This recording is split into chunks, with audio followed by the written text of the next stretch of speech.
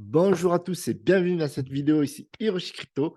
Et dans cette vidéo, nous allons parler de l'actualité du marché, notamment avec l'affaire maintenant du stablecoin BUSD et la SEC. Donc, il faut savoir que le BUSD est backé par Paxos avec du vrai dollar en banque et qui était marketé par Binance. Donc, il y a pas mal de choses, je pense que vous ne connaissez pas.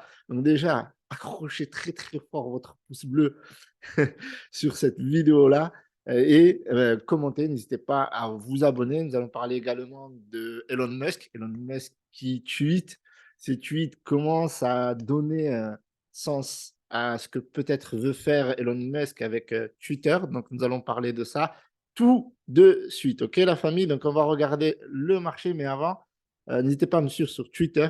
OK, n'hésitez pas à me suivre sur Twitter. Je balance quelques actualités, notamment ce qui se passe avec notamment Paxos. On va revenir là-dessus après. Le Bitcoin, les amis, qui retouche les 24 000 et qui va chercher certainement les 25K et on repassera au 10K quand les poules auront des dents. Dites-moi, dites-moi dans les commentaires quand est-ce que le Bitcoin passera à 10K. Ça me ferait plaisir de vous lire et de voir si c'est possible déjà et quand. Je pense que ça peut être possible maintenant. Quand ça, je pense que ce sera les poules auront des dents, quoi.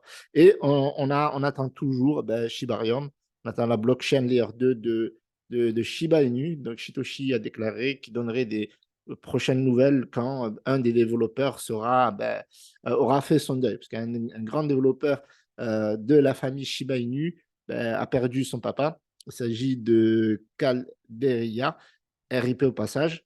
Et donc voilà, donc du coup, normalement, il devrait donner des news très prochainement. OK, donc on va regarder le marché. Donc Twitter, important. Vous avez le Telegram, c'est gratuit. On vous donne des news gratuitement, on vous donne des calls gratuitement. Vous échangez tous les jours avec la communauté. Donc rejoignez le Telegram. Le lien est dans la description. Donc le marché est plutôt bullish aujourd'hui, 6,34% aux allures, sincèrement, aux allures de bull run. On n'est pas en bull run, on est toujours en bear market, mais on a techniquement un rebond. On est à plus de 1000 milliards, donc 1100 milliards même. Donc ça, c'est super cool. Donc on continue la croissance. Vous avez vu dernièrement, le marché a reculé suite à la SEC, suite à des détails. Je vous avais dit, il y a toujours un gars qui appuie sur un bouton. Dernièrement, ils avaient appuyé sur le bouton contre Kraken. Le marché a descendu et a descendu et descendu. Enfin bref, le marché a baissé. Et tout de suite après, vu que le marché est remonté, ils ont appuyé sur un autre bouton pour s'attaquer au BUSD pour faire redescendre le marché. Donc ça, c'est incroyable. C'est ce que je vous disais dans une de mes dernières vidéos. Sincèrement, moi, je crois en cette thèse. Franchement, je crois en cette thèse qu'il y a des personnes qui sont payées dans un bureau à New York pour faire baisser la crypto-monnaie lorsqu'elle monte. OK, donc après, dites-moi si je suis taré, je suis paranoïaque ou si je suis un complotiste, mais en tout cas, c'est ce que je pense sincèrement. Alors, du coup, là, je ne sais pas qu'est-ce qu'ils vont faire, hein, on verra. On verra. Abonnez-vous, on verra. OK, donc le Bitcoin, plus 8,80%, donc juste énorme. On a 7% pour l'Ethereum. Le BNB qui revient, qui avait chuté dernièrement, il était autour des 320 $, voire 330. Et lorsque ils ont appuyé sur le bouton, on veut défoncer le BUSD, eh bien, le BNB a chuté jusqu'aux 286 $, il me semble, autour des 280-290 $. Donc là, il est en train de revenir en force, même si je pense qu'il n'a pas encore pensé ses plaies.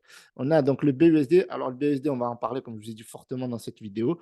Mais vous voyez que là, on est à 14 milliards 344 millions de capitalisation. Et en fait, cette capitalisation, elle est en chute. Elle est clairement en chute parce que tout simplement, vu que on oblige la société Paxos qui minte ce token-là de ne plus en minter. Ça veut dire que la capitalisation ne peut plus monter au-delà de 16 milliards, quelque chose comme ça. Et si on regarde l'historique des datas, bien normalement, si on a la capitalisation, je ne sais pas, oui, on a la capitalisation, génial, ça c'est super. Donc du coup, on va pouvoir un peu lire. Donc là, vous voyez, on était autour des 16 milliards. Donc, si on va chercher autour du 7 novembre, bon, on ne va pas aller plus loin, mais bon, déjà, si on va chercher, ouais, c'est intéressant. Franchement, c'est intéressant d'aller chercher le 7 novembre parce qu'en fait, quand les investisseurs sont craintifs, qu'est-ce qu'ils font? Eh bien, ils convertissent leurs avoirs en stablecoin. OK, donc, le stablecoin qui est censé sécuriser leur investissement avec le cours du dollar. En l'occurrence, là, il s'agit du BUSD. Donc, si on regarde à partir du 7 novembre, donc quand on avait la crise du FTX, donc ça peut être intéressant de regarder rapidement. Donc, on voit qu'on était autour des 22 milliards. OK, puis on est monté à 23 milliards, 22 milliards ici. Donc, après, je pense qu'on descend parce que quand le marché il remonte, forcément, ben, les gens ils utilisent leur stablecoin, en l'occurrence là, le BUSD, pour acheter des crypto-monnaies, ce qui est tout à fait logique. Et donc, ces sociétés qui sont derrière le stablecoin BUSD sont Paxos, d'accord, qui le mint, qui gère ça, qui le, qui le, qui le met en banque en dollars, en monnaie fiat, voilà, pour avoir toujours ce rapport de 1 pour 1 pour chaque investissement qui investit là-dedans, bien entendu. Donc là, on descend autour des 16 milliards, comme vous pouvez le voir. Et on était autour de l'annonce, autour du 13 février. 13 février, voilà, 13 février, 14, 12. Donc, on est à 16 milliards, puis on est à 15 milliards, 15 milliards 464 millions. Donc, vous voyez que juste le 14 février, donc nous sommes le 15 aujourd'hui, on est dans la nuit, donc 15 milliards 464 millions. Et donc, on voit maintenant qu'on est autour des 14 milliards et qu'on chute de 7,23%. Donc, il y a deux raisons. Déjà, le marché, comme il est en train de monter, forcément, les gens utilisent leur BUSD pour acheter des crypto-monnaies. Donc, ça, c'est sûr, c'est une raison. Mais la deuxième raison qui est plus, plus forte, qui encourage plus les investisseurs à utiliser leur BUSD pour acheter des crypto-monnaies, ben, c'est tout simplement la SEC qui menace Paxos de poursuites, etc., etc. Donc, Paxos, ok, donc juste on va revenir sur comment ça s'appelle, les crypto-monnaies. On va regarder un petit peu ce qu'a fait le Shiba Inu, entre autres.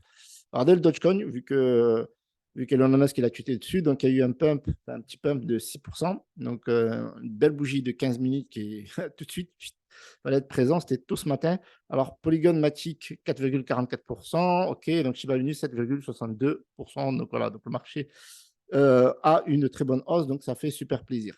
Donc là, on parle de ce qui s'est passé, la SEC, ok, mais plus encore, donc là, il y a des investigations, etc. Et il y a le NYDFS qui a imposé à Paxos d'arrêter tout simplement de minter des BUSD.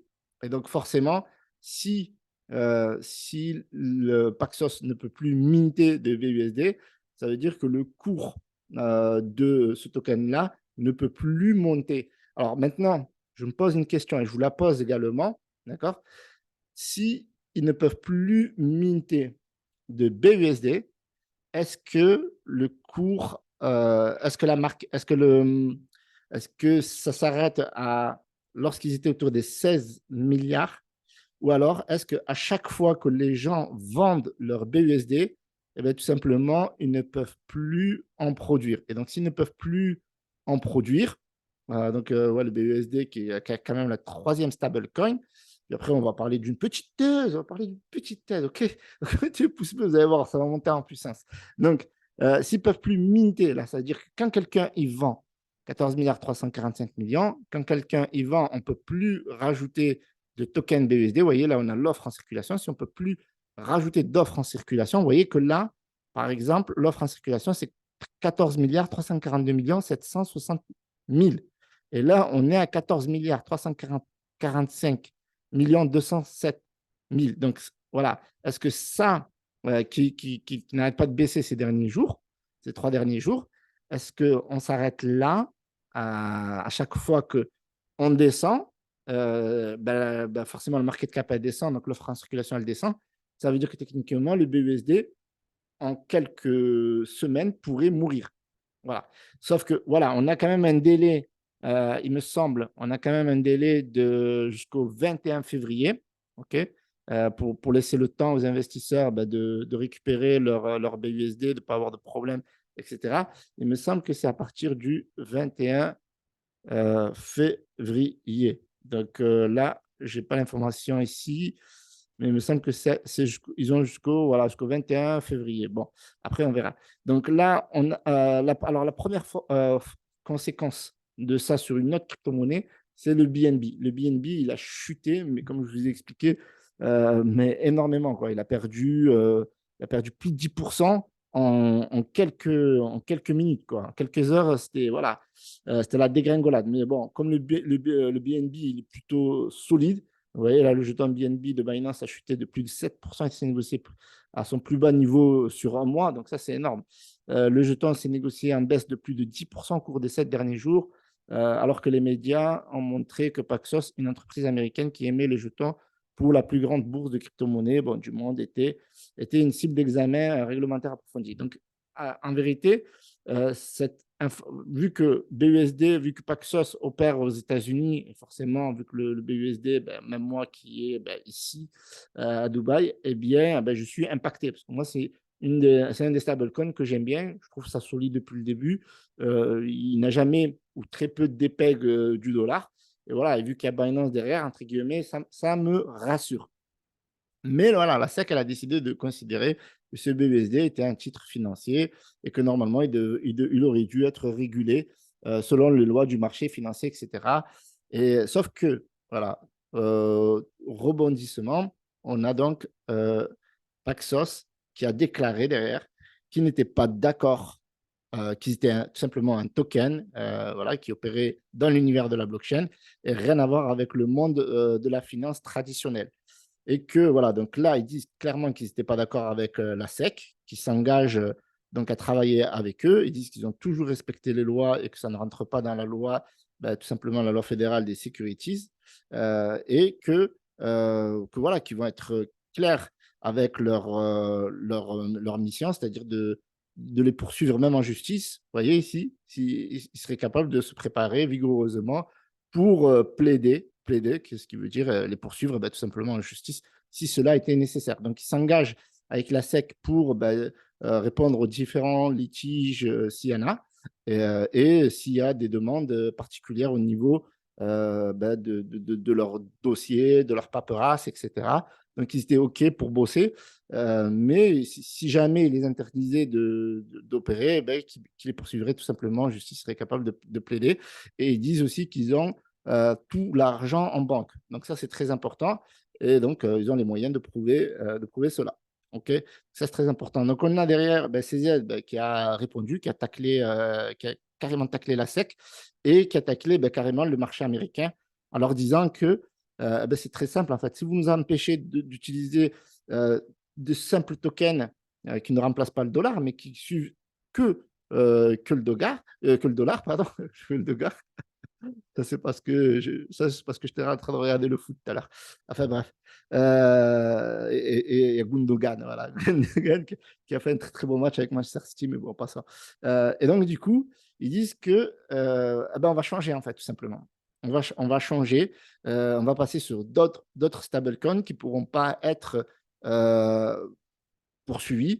Et si ces stablecoins seront poursuivis, eh bien, on va créer tout simplement un produit qui ne pourra pas poser de problème à telle ou telle gouvernance. Voyez. Et donc, ils disaient que bon, ils verront avec le stablecoin de l'euro ou du yen ou autre pays qui ne poserait pas de problème à ce que cela existe. Parce que visiblement, le gouvernement américain est contre les stablecoins. Clairement, on l'a vu avec la chute de l'UST, qui avait des pegs au dollar au mois de mai de 2022.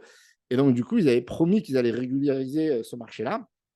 Et ce qui est bizarre, et c'est ce que déclare aussi Paxios, c'est que en fait, euh, la SEC n'attaque pas Paxos, mais attaque le BUSD. Vous voyez, en clair. Parce que le BUSD, c'est la marque un peu de Binance. C'est Binance USD. Vous voyez. Donc là, il y a litige là. Parce que Binance, c'est chinois. Vous voyez, Champagne Zhao, il est chinois. Même si à la base, voilà, c'est une industrie canadienne. Mais bon. Donc du coup, les autres stablecoins ne sont pas en danger. Comme l'USDT, il y avait eu quelques poursuites un petit peu, puis après c'est passé, ils ont prouvé qu'ils avaient des bons du trésor américain, qu'ils avaient du dollar, qu'ils avaient aussi des cryptos pour backer le token au dollar, pour backer l'USDT. Et on a aussi l'USDC qui appartient à Coinbase et Circle. Et donc du coup, lui, tranquille la famille, tranquille la life, lui, pas de problème. Donc du coup, c'est le BUSD et donc théorie du complot, hein, théorie du complot, allez, théorie du complot, eh ben, c'est tout simplement la raison que CZ il a fait cracher FTX, qui Qu'est-ce que j'ai pu lire comme conneries? Enfin, non, je plaisante. Je pense pas que ce soit des conneries, mais je pense qu'il y a quelque chose derrière. Que comme il a fait cracher FTX et Sam Bankman qui payait les sénateurs carrément, c'était même pas en fait les États-Unis qui payaient les sénateurs, mais c'était Sam Bankman. Il payait la gauche de manière voilà, directe et payait la droite donc de manière indirecte. Et c'est ce qu'il a dit. Et donc, au final, ben, comme on a privé les États-Unis d'Amérique ben, d'un bon, c'était quoi déjà? Un bon philanthrope qui les rémunérait chaque année, et ben, du coup, ben, ils s'attaquent à ces aides. Mais franchement, on n'est pas loin de la vérité. On n'est pas loin de la vérité. Bon, bref, plus joyeux. On a le Dogecoin. Donc, le Dogecoin, aujourd'hui, il fait un petit pump des familles, comme disent les jeunes. Dogecoin bondit alors que Musk met en scène son Shiba Inu. Alors moi, ce que j'aime bien lorsque Elon Musk met en avant en fait son chien, et vu que c'est un Shiba Inu, eh bien, toute la news, eh bien, il parle de Shiba Inu. Du coup, Shiba Inu en profite pour pumper, même si à la base, c'était le Doge. Vous voyez ce que je veux dire? Du coup, vous voyez, on va regarder rapidement des photos, là, The New CEO. Donc, qu'est-ce qu'il dit? Il dit, voilà, le nouveau CEO de Twitter est incroyable. Donc là, vous voyez, il lui a mis un petit pull CEO. OK. Et là, il a, après, il s'est dit, non, mais là, faut qu'il soit plus crédible. Faut que je sois plus crédible. Et là, il a refait un tweet. Et là, Et là, il lui a mis les lunettes, quoi. Il a mis les lunettes, il lui a mis la cravate, parce que là, il lui a juste mis un pull ou un t-shirt, un pull, on va dire un pull avec écrit CIO. Et là, il dit, on va faire ça plus beau gosse. Et, euh, et il lui a mis les lunettes, la cravate, le costume, la totale, plus de dossiers, plus de Twitter, vous voyez. Là, ça veut dire qu'en gros, il est en train de bosser, vous voyez. Et voilà, donc encore une autre photo, un style, et il a du style. Donc là, il lui a mis un pull on va dire en velours, je sais pas moi. Et donc, du coup, ça met en avant ben, forcément le Dogecoin. Les graphiques en court terme confirment que le prix du Dogecoin a immédiatement réagi au tweet de Musk à partir de 4 heures dans la CET. Donc, fallait être matinal. Le Bitcoin et la plupart des autres crypto-monnaies ont quant à eux connu une poussée haussière à la mi-journée. Ce mercredi, le Dogecoin n'a cependant pas profité. Ben oui, puisqu'il a profité avant. Donc, forcément, au bout d'un moment, entre guillemets, l'audience s'essouffle. La crypto ayant visiblement épuisé, ben voilà ce que je disais, épuisé son potentiel aussi avec sa forte réaction au tweet de Musk ce matin. Et oui, parce que au bout d'un moment, ça veut dire que vu qu'Elon Musk il tweet, donc grosse poussée, puis le marché s'envole, donc grosse poussée, mais il y a les premiers mecs qui sont déjà en train de corriger. Vous voyez ce que je veux dire? Donc en fait, on a une audience qui s'épuise. Voilà, c'est ce que je disais. Donc en gros, là, ben, Elon Musk disait qu'il était bon avec les chiffres, bon, en parlant du Dogecoin. Donc voilà ce que je voulais vous dire. Je pense que c'est deux grosses news. Voilà, j'en ai pas parlé sur le moment parce que je voulais vraiment voir ce qui allait se passer. Donc effectivement, donc on a une baisse de la capitalisation du BUSD. Donc, il y a une date limite, il me semble que c'est jusqu'au 21 février. Donc là, je ne sais plus où je l'ai vu. Mais voilà, ils leur ont donné quand même quelques jours pour qu'ils puissent, voilà, pour que le marché puisse gérer ça plus facilement. Et voilà, et comme c'est une industrie américaine, en plus, Paxos, c'est une entreprise américaine, donc forcément, là, elle tombe sous la loi directe. Là, ils sont obligés d'arrêter de minter au moment où ils leur disent de minter. Quoi. Ils sont obligés d'obéir aux lois. C'est pour ça que moi, la crypto-monnaie, aujourd'hui, la majorité des crypto-monnaies sont centralisées. D'accord? Même si on vous dit, oui, il y a DAO, c'est décentralisé, machin. Non, non. Parce que quand il y a une entreprise qui est derrière, je donne un exemple, Ripple, par exemple, quand il y a une entreprise qui est derrière et que vous avez un gouvernement qui a une autorité sur cette entreprise, le jour où le gouvernement dit à cette entreprise de ne plus travailler en clair, elle est obligée d'obéir. Alors que quand vous avez une crypto-monnaie comme le Bitcoin qui est, elle est décentralisée et qui est entre guillemets inattaquable, parce qu'on peut toujours s'attaquer aux personnes qui ont les machines de minage, etc. Mais de manière internationale, vu que c'est dispersé à travers le monde entier, donc il y a quand même beaucoup plus de sécurité et plus de décentralisation que n'importe quelle crypto-monnaie. Et pour moi, j'avais dit que dans une vidéo, je ne sais plus c'est laquelle, Eh bien que normalement, les stablecoins ne devraient pas exister. Beaucoup de gens ils m'ont dit: «Mais non, mais t'es fou Hiroshi, qu'est-ce que tu dis? Nous, on a besoin de sécuriser quand le marché est en bear market et cetera, nanani nanana». Ben non, tu peux mettre ça en euros, hein, tu peux mettre ça en euros, tu peux mettre ça en fiat. Oui, il y a des impôts et cetera, mais pour moi, moi, par exemple, si je devais convertir mes cryptomonnaies en quelque chose de, entre guillemets, «stable», ça serait le bitcoin. Parce que le bitcoin est quand même beaucoup plus stable que la majorité des cryptomonnaies sur le long terme. Vous voyez ce que je veux dire? Et comme il y a moins de risques également que le bitcoin fasse faillite, qu'on l'empêche d'exercer, de continuer son activité, ben, pour moi, le Bitcoin, c'est la crypto-monnaie la plus stable et la plus fiable. Alors, bien sûr, il y a de la volatilité. Vous allez me dire, mais Rochi, tu comprends rien à la crypto-monnaie. Oui, il y a de la volatilité. Mais si on reprend toutes les capitalisations, comme par exemple cette capitalisation de l'USDT, si toutes ces personnes-là achetaient et investissaient, enfin, vendaient leur Bitcoin, tout simplement, ben là, déjà, on aurait pas mal, hein. On aurait quand même plus de 12% de capitalisation en plus pour le Bitcoin. Et ainsi de suite pour l'USDC, et ainsi de suite pour le BUSD et pour les autres stablecoins. Donc pour moi, le stablecoin, c'est vrai qu'il mérite une profonde réflexion sur le long terme. Déjà, d'autant plus que la plupart des stablecoins que vous voyez ici dans le top 10, les trois sont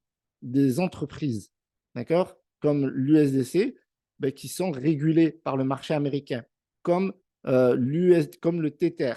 Donc, c'est trois entreprises comme Paxos qui sont des stablecoins pour le marché mondial et qui détiennent à peu près, bah, c'est assez pas mal quand même. Il y a presque 100. Alors là, on a combien? On a 69, on a 110, on a 125. Il y a quand même 125 milliards de dollars en stablecoin.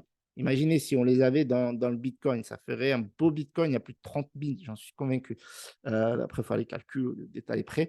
Donc, tout ça, c'est de l'argent perdu pour le Bitcoin et pour le marché, le vrai marché décentralisé. Vous voyez ce que je veux dire? Après, il se peut que les gens, bah, ils n'auraient pas mis dans le Bitcoin. Mais pour moi, je considère que le Bitcoin, là, je ferai une vidéo là-dessus, je considère que le Bitcoin est le vrai stablecoin. Voilà. Dites-moi si vous êtes d'accord avec moi dans les commentaires ou si je suis fou. Mais en tout cas, c'est mon opinion. Salut à tous. Et je rappelle, je ne suis pas votre conseiller financier, que cette vidéo n'est pas réalisée dans un partenariat et que vous devez investir que l'argent que vous êtes prêt à perdre. Et je ne suis pas votre nounou également. Ce que vous achetez, c'est votre responsabilité. Et ce que vous perdez, c'est votre responsabilité. Et ce que vous gagnez, ben, comme la famille. Salut à tous, c'était Hiroshi.